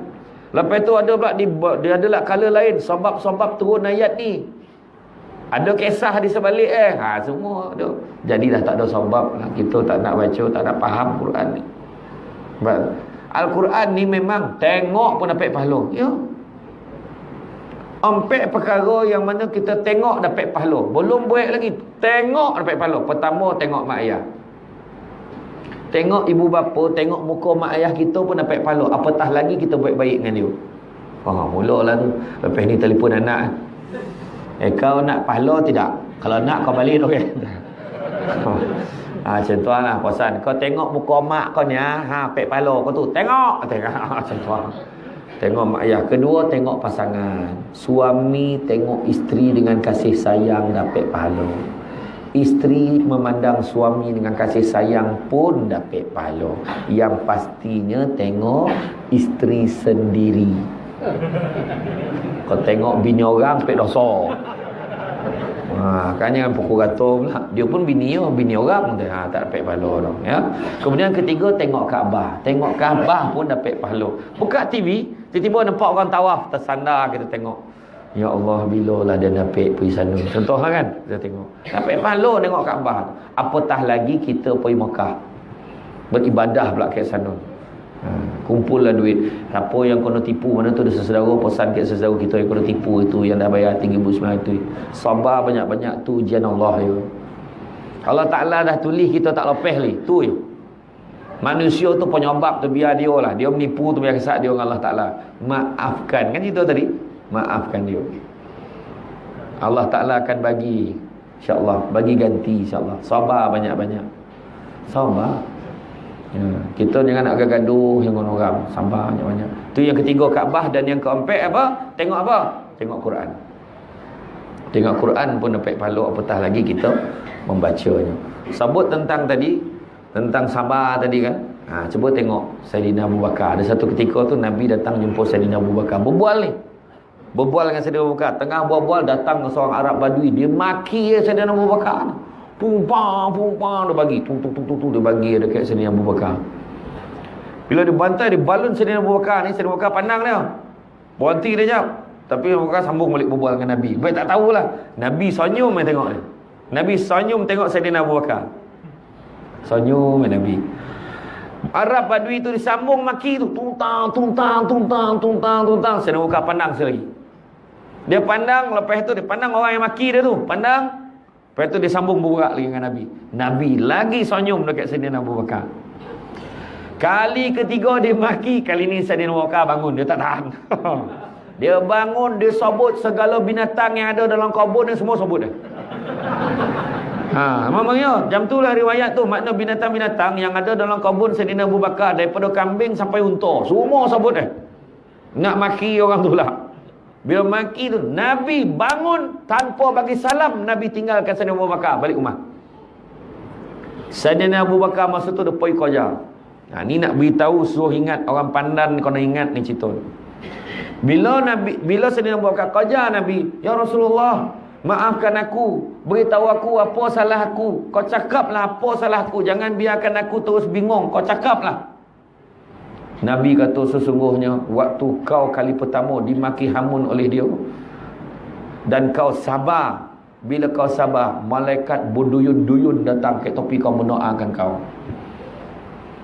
Kali kedua dia maki kau lagi dan kau terus sabar, bertambah-tambah tu yang aku senyum tengok malaikat makin ramai dah, bergayut, senggayut semua dah, semua punya ramai Tapi sekali kau maki hamun, semua malaikat tu menghina kau, dia tinggalkan kau, dan tompek malaikat tadi diganti dengan setan. Dia pun bakar lagi. Kau marah lagi, kau marah lagi, kau marah lagi. Setan gantikan malaikat. Tu kau ingat. Tu sebab setan gomar bila kita gaduh tu. Terutama suami isteri. Macam ni. Kau cerai biar dia tahu. Tu setan. Ya. Kan tadi dia akan menyesatkan mana-mana koci. Setan kan. Allahu Akbar. Orang azan Allahu Akbar. Lambek lagi sampai lagi maghrib ni. Tapi tu poya tak kira. Dia lawan kat setan ni. Dia nak pergi kat surau. Dah lambek dah ni. Pergi. Pergilah. Tapi tak apa. Tapi tak sampai tak tidak ke ni. Tak apa. Rakaat kedua, ketiga pun tak apa. Kau pandai-pandai lah bagi alasan kan setan. Sampai lah dah sudah kau semayang. Tak apa, kau salam je. Dia bawa dia orang kan perasan kau tak semayang. Setannya kau jauh tu. Main. Lepas tu kalau dapat semayang pula, tu memang setan datang. Jangan risau. Allahu Akbar. Setan tu masuk semua. Dia kerja dengan ngacau kek rongga-rongga kita. Hidung, kek telinga, kek pelipat-pelipat, dia pun sampai. Nabi dah beritahu, kalau ada macam tu, dia meragu-ragukan hati kita, pedulian tu setan tu. Dia tiup ke hidung kita, gatal. Allah Akbar, lucu-lucu ni orang. Heran, tadi tak gatal, dah garu macam ni, dah pakai garpu dah. Kan? Lepas tu tengah semayang ni, kek telinga. Kan air wuduk tadi dah mula koring tadi, mula tiup dia angin, mula gatal. Setan tu. Itu yang sami Allahu liman hamidah dia kan. Sampai dia garu. Kan? Kayak colah ketiak gatal. Mulalah macam ni tangan nak naik atas kan. Ketiak, colah kangkang kita. Paling favorite colah punggung. Itu favorite tompek, memang tompek lepak utama dia tu. Itu yang kita semayang rasa macam terkontut tu. Allahu Akbar. Itu samsul debat dah pasan tu setan tu. Setan. Setan. Tapi kalau dah membobok bunyi kau pergi ambil semayang, kau jangan cakap bob setan. Orang belakang kau lah setan kan. Depan muka dia kan. Dia bangun bab setan dengan baik tak ada. Tu jaga. Ya. Jadi itu deh. Jadi makna tadi dah ke-6 kan Quran tadi. Ke-6 dan yang ke-7. Saya dah pakai tukar catat saya dah ada. Yang ke-7 adalah kenapa hati tak tenang, sebab qadakut. Yang ke-7 qadakut, bakhil. Qadakut dengan harta. Kan cerita tadi macam bangla tu tadi. Bangla tu tadi. Kenapa kita nak qadakut? Banyakkan saham akhirat bagi. Orang sedekah tak pernah miskin dah. Jangan risau. Sentiasa ada Allah Ta'ala bagi ganti. Orang yang qadakut makin tak cukup. Itu sebab Allah Ta'ala uji muda dengan tua, uji lapang dengan sempit, uji sihat dengan sakit, uji hidup dengan mati, uji kaya dengan Kan dengan miskin uji kaya dengan kecukupan. Ada orang kaya tapi tak cukup-cukup. Ada orang miskin tapi cukup. Mak ayah kita marin semua susah, kebanyakan susah. Tapi tu sebab mak kita cakap, mak saya pun cakap, apa yang tak cukup? Makan, pakai semua dah bagi, cukup tak? Cukup. Dia tak tanya apa lagi yang tak ada, sebab banyak yang tak ada ni. Kan? Mak ayah kita dah ajar kita syukur dengan apa ada. Marin telur dadah tu, ya Allah, nek moyang sedap Memang lauk terbaik dah tu kalau telur dadah tu. Kan? Lauk sayur bening Jawa tu kan, terapung-rapung dengan sayur tu lah. Masa tu sebab tu yang mampu, tapi hari ni kita cari balik lauk tu berkat mak kita masak. Tu yang saya cakap tu dalam Selamat Pagi Malaysia tu. Mak kita ni punya sayang gitu. Dia masak telur tu pun dengan kasih sayang. Nak bukti kasih sayang dengan telur dadah tu, telur 2 biji, kambang 1 kali. Ikhlas dia. Kita sampai rumah mak kita, benda pertama mak kita tanya, dah makan belum? Betul tak? Dah makan belum? Tu benda pertama tanya. Balik rumah anak mak mentua, mak bini kita lah, mak kita, nak makan kau? Tu soalan ni. Nak makan kau? Kecuali orang pandan. Mak kita goreng telur boleh kembang 2 biji telur. Bini kita 3 biji kompot telur. Tahu kompot? Tahu tak kompot? Apa kono? Tak kembang macam mak punya. Senang ya. Lepas ni cuba niat dan masak dengan penuh kasih sayang. I love you bang, tengok bang, sebiji macam 50 biji telur. Tuan, tak ada orang panggil, betul niat beli tu lah. Kan? Saya tak cakap semua dah. Ni maknanya contoh. Kan? Jadi cerita pasal tadi sedekah. Sedekah banyak. Sedekah betul kata Tuan Guru Harudin tu betul. Jangan tunggu kaya pun nak sedekah. Sedekah sampai jadi kaya. Jangan tunggu dah alim pun nak berdakwah sampai jadi alim. Orang kita ni satu penyakit. Bila kita nasihat kau, sebelum nasihat kau nasihatkan keluarga kau dulu. Keluarga kau pun tak betul je. Tu ayat kita selalu cakap macam tu kan. Jangan ambil pahaman macam tu. Sudah kita pun tak nak togur orang. Kau nak togur orang sebab benda tu wajib membetulkan kesalahan. Nabi marin, pernah Nabi sekali dia naik ke atas bukit Safa, dia panggil semua penduduk Quraisy semua datang. Semua datang. Apa hal Ada yang datang sendiri, ada yang hantar utusan, dia hantar wakil. Wahai Muhammad, apa dia? Percaya tak kalau aku katakan di sebalik bukit ni ada segerombolan tentera berkuda datang nak menyerang kita? Percaya tak? Kami percaya wahai Muhammad. Maka percayalah aku diutuskan untuk menyelamatkan kalian semua daripada api neraka. Maka Abu Lahab kata, celakalah kau Muhammad kalau inilah sebab kau panggil kami semua. Abu Lahab. Abu Lahab ni siapa? Pak saudara Nabi. Maka boleh tak cakap, maka Nabi tak layak nak dakwah kat kita sebab pak saudara pun tak settle lagi. Macam tu yang fikir tu. Jadi kita kono bodoh tak betul togu. Dan togu dan nasihat. Kau tak nak dengar sudah. Macam tu yang cakap. Kan? Pergilah surau ramai-ramai. Kan? Kau jaga keluarga kau. Berapa ramai lagi keluarga kau tak pergi surau. Macam mana nak kira tu? Kan?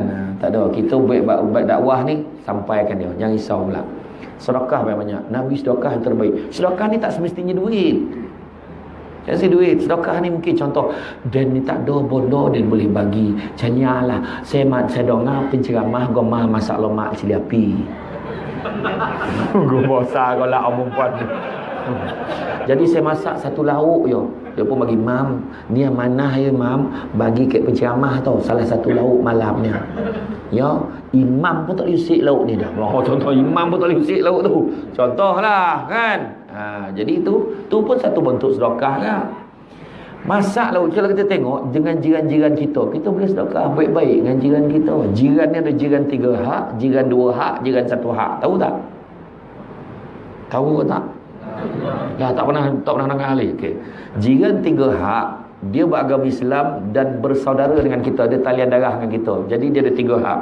Hak sebagai jiran, hak sebagai seorang Islam, hak sebagai saudara.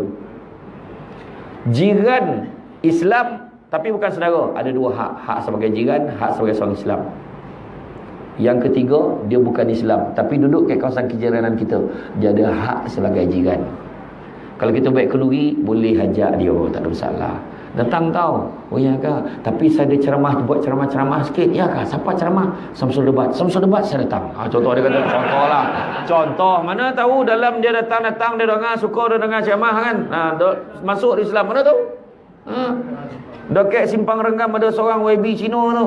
Dia datang majlis-majlis kat masjid tu, kat Simpang Renggam tu. Dia datang bukan datang time penyampaian hadiah yo. Time ceramah pun dia dengar. Imam tu cakap dia ni memang minat dengan Islam, tunggu masa nak masuk je. Imam tu cakap Isra Mi'raj ke Maulud ke semua dia datang. Oh ya Allah. Masa tu saya dijemput ceramah untuk meraihkan bakal-bakal haji. Lebih kurang berapa orang, 40 ke 50 orang macam tu lah. Lepas tu dia berucap dulu, saya mendoakan mudah-mudahan semua jemaah pulang membawa haji yang mabuk. Mabuk apa? Saya khabar pula mabuk pula. Tapi dia nak nyebut. Jadi saya ceramah, lepas tu saya betul. YB, dia bukan mabuk, mabrur. Cuba sebut mabrur. Okey, mabrur. Tapi dia minat Islam, nampak tak? Itu saya cakap. Nabi sendiri, kalau Nabi masak, Nabi akan lebih-lebihkan, Nabi akan bagi juga pada jiran dia, walaupun jiran tu berbangsa Yahudi. Nabi nak tunjukkan. Nabi biasa masak, Nabi akan lebihkan kuah. Nak tunjukkan kalau kita masak lebihkan kuah tu pun sunnah Nabi. Kena lebih kuah nampak senang nak hirup, tak dapat pahala. Kalau lebih kuah aku sunnah Nabi, apa dapat pahala macam tu. Kan? Jadi makna kata sedekah lah. Macam duit lagi baiklah. Lalu tabung jangan lolap. Nak mula dia kan.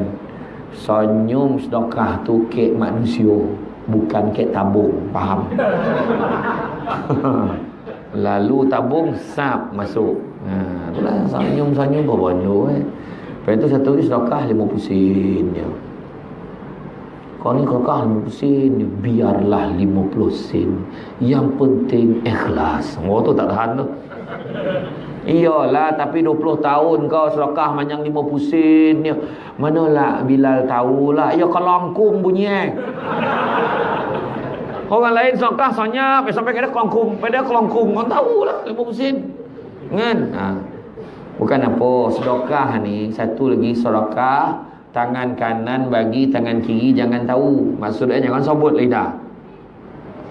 Surau tu upgrade harga 35 juta. Duit dia ada 500 dirham tu. Tak ada lah, habis. Padam kat malaikat. Ungkit-ungkit baik apa. Orang perempuan ingat tu, jangan ungkit-ungkit. Tolong suami ungkit balik. Asal gaduh ungkit. Rugi. Muflis pahala tu. Sampai abang buat macam ni. Saya masak hari-hari untuk abang. Malaikat padam. Pahala masak hari-hari padam. Saya picit belakang abang waktu abang lenguh, padam. Saya buat air kopi untuk abang bila abang sakit tokak lah, nyalah, padam. Yang paling rugi 7 anak saya lahirkan sakit sebab dia abang. Nampak? Pahala beranak pun habis padam. Tak kau rugi. Nak marah, jangan ungkit. Tu dia. Sampai hati abang buat macam ni, abang tak konang jasa saya. Apa benar? Tak nak cakap. Nanti muflis kan, saya tak nak cakap. Abang fikirlah sendiri. Contoh cakap. Kan? Tengok orang lelaki mana dia ungkit. Sebab dia tak tahu nak ungkit apa. Apa pula dia nak ungkit, dia macam-macam dia cakap lah. Sonyap lah, dah tak ada je. So sonyap lah kan. Ya. Jadi makna kata tu 7 tu. Sedekah banyak. Sedekah tak pernah menjadikan kita miskin. Dalam ayat Quran dan surah Imran ayat 92 tu, belum sempurna kebajikan seorang mukmin selagi mana dia tidak menginfakkan sebahagian daripada harta yang dicintainya. Maknanya sedekah tu bondo yang kita sayang tau. Bondo yang kita suka. Contohnya baju tu kan, yang elok-elok bagi ke orang. Bayangkan bangsa banjir Mani Urai dulu punya teruk bagi kain dalam lama, singlet buruk, macam tempat nak buang sampah. Macam tu ke standard kita bagi sedekah tolong saudara kita. Tu kedai Cina tu, ada satu Cina tu, kedai kasut tu, kasut stok kedai dia bagi semua kasut baru tu bagi. Sebab dia biarlah dia stokah yang lain tu. Kalau kira stokah lah, dia bagi sumbangan, dia kata tak apalah, dia akan bayar dan dia tunggu stok baru kat kedai. Licin Nabi. Jackie Chan dia keluarkan duit dia sumbangkan 25 biji sekolah untuk budak-budak miskin kat Cina. Setiap satu sekolah kosnya menelan belanja 1 ke 3 juta setiap satu sekolah. Lengkap meja, kursi semua tu. Tapi satu je kunci yang menyebabkan dia tak boleh masuk syurga walaupun dia buat jasa besar macam tu. Iaitu dia tak ada kunci syahadah. Asyhadu an la ilaha illallah wa asyhadu anna muhammadar rasulullah tu tak ada. Kita lah yang ada kunci kodokut tu masih. Kecuali orang padan. Jadi sedekah, lepas ditabung keluar dah lalu. Macam tu bagi. Tu semua bahagian kita. InsyaAllah orang yang sedekah tenang. Tapi biar terasa lalu tabung kan alamak 100 ya. Aduh. Mana sayang kan? Yang sayang tu patut bagi. Betul lah, sayang kau bagi. Zap, bini mengamuk sebab tu duit dia. Dia bosan tadi. Biarlah duit kita kan. Zap bagi. Mudah-mudahan Allah Ta'ala bagi ganti. Macam tu lah. Sedekah dengan jiran. Nyakak asyik goreng. Ya Allah Akbar, asyik goreng. Kau ni susah ya. Alah, ambil lah 1-0. Tak berbalik. Punya bingai ni jiran. Kau dah dapat kau balik lah mihun kau apa kau. La ilaha illallah. Esok tu bagi mihun 2-0. Lah tak balik-balik lagi bokeh ni. Sudah 30-0 sebulan. Keliu. Dia boleh tanya Assalamualaikum, dia nak minta bokeh. Assalamualaikum, salam, hari ni nak bagi apa? Salah tak malu Nak bagi apa ni? Tak ada. Kalau boleh nak bokeh, ada. Tak habis ya. Allah salah tak faham ni. Ni pulang bokeh kosong tu. Oh salah, janganlah jadi macam tu. Orang berbudi kita berbahasa. Kan ada tu. Bagi pulanglah balik. Kan adab itu. Bagilah. Sedekah yang terbaik. Nabi pakai jubah, sahabat kata, cantik baju kau ya Rasulullah. Bagilah kat aku. Nabi tahu masuk. Tukar, bagi baju baru tu. Baju kedua pun lawa baju Rasulullah bagi kat aku. Masuk, bagi baju kedua. Baju ketiga pun tangguh, bagi. Sampai baju komplet Nabi tahan, dah cukup. Ini je yang aku ada. Sampai tahap tu Nabi. Ya, kita macam tu bagi. Yang terbaik. Oh. Ya, lawa tudung kartun, pelhayang. Baru lawa. Bagilah kat sen. Ya, nampak. Pek bagi dah. Tak dapat. Assalamualaikum, salam ni kuih lapis Ya Allah selayang kau bagi dia apa banyak bahana. Kebetulan tak jadi bagi orang berapa. Bagilah yang elok-elok. Jangan bagi entai elok. Sedekah yang terbaik biar ada makna. Kadang-kadang kita bagi sedekah yang jadi ada makna tu apa tau? Yang jadi ada makna tu bagi sedekah sampai kita pun dah terlupa. Orang jumpa kita, terima kasih bang. Terima kasih apa? Marin abang tolong saya marin. Apa semua bagi saya duit apa semua. Alhamdulillah anak saya dah habis belajar. Ya kok alhamdulillah, mudah-mudahan. Kau dah bayar lu enggak masa tu? Dia tanyalah balik. Tak adalah kan. Tak apa, alhamdulillah tu semua Allah Ta'ala punya kerja tu. Eden cuma bagi apa yang dia boleh bagi masa tu kan banyak bona pun. Terima kasih bang macam tu ya. Jadi mudah-mudahan dengan 7 perkara ni dapatlah kita merawat penyakit hati kita yang tak tenang tu. Dan janji saya awal tadi, ompek pondok yang Puan Guru tu bagi. Jangan terlupa. Kalau hati tak tenang, ompek pondok dia buat insya-Allah. Yang pertama selawat banyak-banyak. Selawat banyak-banyak. Bila kita selawat, Allah dan malaikat selawat pada kita. Yang kedua, jangan lupa istighfar. Sebab kita ni banyak dosa. Jadi dengan istighfar yang mampu untuk hapuskan dosa. Malahan istighfar ni juga salah satu daripada sunnah terbesar yang Nabi buat, Nabi tak pernah tinggal.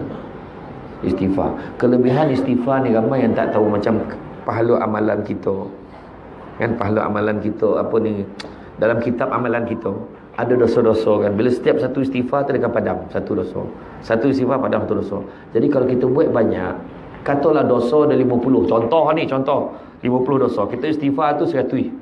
Padam 50, mudah-mudahan yang lagi 50 dia akan buka muka surat semalam. Buka muka surat sebelum. Tu sebab istighfar kena istighfar banyak-banyak. Tu yang kedua. Yang ketiga, hati Al-Quran sorapkan dalam hati kita. Apa hati Quran? Surah Yasin. Surah Yasin kita masalahnya baca hanya hari Khamis malam Jumaat. Buat Khamis malam tu ada hal, alamatnya memang tak baca lah minggu tu. Baca Yasin, lazimkan baca setiap hari. Baca Yasin ke handphone pun ada Yasin kan. Baca Yasin, Yasin baca lebih kurang 10-15 minit. Kok gagap pun mungkin sejam lah. Kan baca. Jadi baca setiap hari. Jangan gagal, baca setiap hari. Sekejap baca sudah. Setiap hari baca. Kurang-kurang sekali. Nak masukkan hati Quran dalam hati kita. Dan yang keempat, perbanyakkanlah haukil. Apakah itu haukil? Haukil itu merupakan khazanah daripada syurga yang diturunkan khas untuk umat Nabi Muhammad. Umat sebelum umat Nabi Muhammad tak dapat. Apa haukil ni? Itulah dia. La haula wala quwata illa billahil aliyyil azim. Sarah ke Allah Ta'ala banyak. Kita dah tak mampu, tak terdaya dah. Biarlah Allah Ta'ala bagi yang terbaik untuk kita. Ingat tak masa Nabi pergi naik atas, naik satu tangga peristiwa Mi'raj, ulang kaji balik ni. Kan tu jumpa dengan Nabi Ibrahim. Nabi Ibrahim kata, tak pernah aku tengok umat yang paling mesakin sekali umat kau lah. Miskin, kurih, koring. Dah lah umur tak panjang, ibadah pemalih. Lebih kurang macam tu lah Nabi Ibrahim cakap. Jadi Nabi Ibrahim kata, suruh umat kau tanam tanaman di syurga. Apa dia? Bacalah subhanallah, alhamdulillah, wala ilaha illallah, wallahu akbar, wala haula wala quwata illa billah lalil azim. Itulah dia. Itu khazanah pada syurga bagi. Jadi amallah. Ya. Jadi rasanya cukuplah setakat itu. Terima kasih banyak kepada pihak Jawatankuasa Surau kerana sudi mengundang saya pada malam ini. Mudah-mudahan kita jumpa lagi di lain masa. Booking tarikh bulan puasa. Lain dah penuh. Jangan minta awal pada tu. Ya. Mudah-mudahan ada kebaikan, panjang umur, murah rezeki, kita jumpa lagi. Minta maaf banyak kalau ada tersilap kata, terkasar bahasa. Sesungguhnya yang baik itu datang daripada Allah SWT. Yang baik itu semua daripada Allah. Dan yang buruk itu datangnya daripada kekurangan saya sebagai manusia biasa. Pokok sekayu daun selasih. Thank you, terima kasih. Assalamualaikum warahmatullahi wabarakatuh.